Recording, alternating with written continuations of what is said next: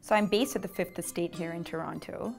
And I had a personal interest in this story because I grew up in neighboring Malaysia, so I knew a thing or two about the region. So when I was assigned, I figured it would be a natural fit because I also speak Indonesian. I kind of had a sense of the bureaucratic hurdles and the inefficiencies that we would encounter in Indonesia. So when I started to research the story, one of the first things I did is I combed through local newspapers in Indonesian online. And as I started going through them, I realized just how big this story was. It was a pretty big story in Canada. It was a Canadian man stuck in an Indonesian prison, a Canadian teacher, but it really wasn't on the level that it was in Indonesia. And so I only learned that as I started, going through all these newspapers. One of the things I realized is when the accusations first came about to Indonesians, it wasn't a story of a Canadian man in a, I guess for them, a local prison. It was a story about a rich, elite private school that was trying to hide information from the general public.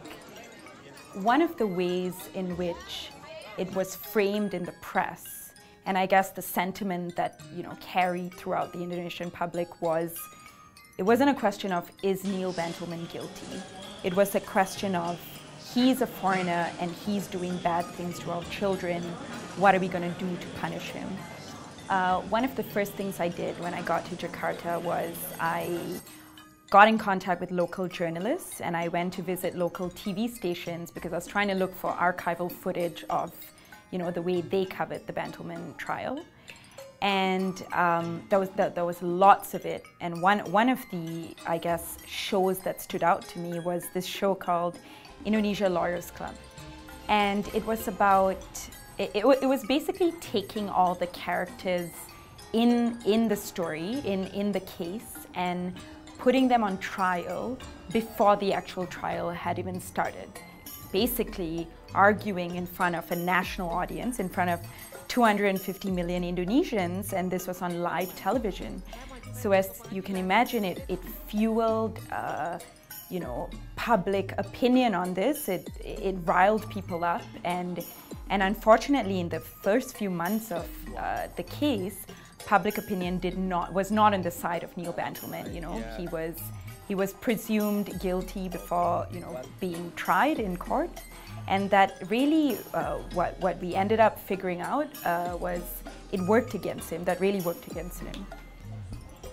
A free press is a relatively new concept in Indonesia. It's not brand new, but I would say it's only something that has come to them in the last 16, 17 years, ever since the fall of the former authoritarian regime in the country in 1998. So, for instance, in 1999, Indonesia had its first democratic elections in 40 years.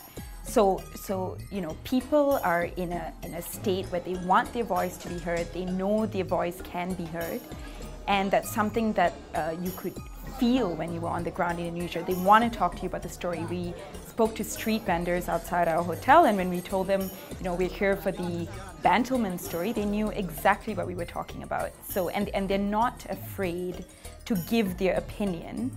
And in return, the media gives them the juiciest, the most sensational details of the case.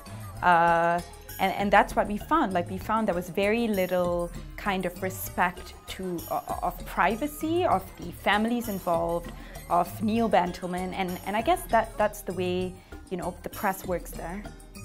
So one of the things that I took away from 2 weeks of filming in Jakarta was it really pays in any investigation, in your research, to immerse yourself in the local culture, to understand how they're thinking, and to get a sense of why the story turned out the way it did. And in the case of Neil Bantleman, he was really a victim of a system that for Canadians is very foreign to us. So that's one of the things we went there, with the intention of learning. We wanted to know how the system worked, and it really, I guess, pays to immerse yourself in that, to understand what people there are thinking.